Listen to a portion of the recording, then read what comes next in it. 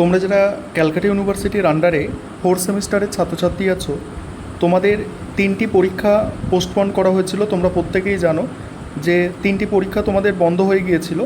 Calcutta university তার official ওয়েবসাইটে নতুন নোটিশ পাবলিশ করেছে। নোটিশটা তোমাদের আমি দেখাচ্ছি, ডাউনলোড করে দেখো। এই হচ্ছে তোমাদের নোটিশ। এবং তোমাদের যে 3টি পেপার পরীক্ষা পোস্টপন্ড হয়েছিল তার মধ্যে CC4 MDCর এডুকেশান, এবং তারপরে হচ্ছে মডার্ন ফিজিক্স, এবং আরও একটি পেপার ছিল।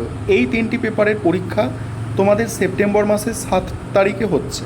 তোমরা জানো যে 5 তারিখে তোমাদের মাইনর সাবজেক্টের পরীক্ষা আছে।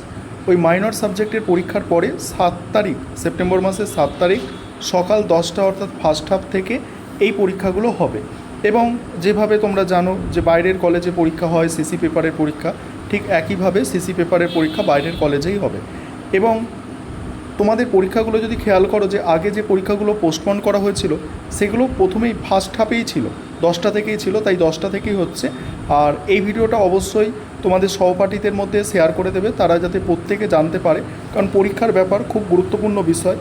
দেখে নাও তোমাদের CC4 যে পেপারগুলো বাকি ছিল সেগুলোর পরীক্ষা কিন্তু যথারীতি হচ্ছে।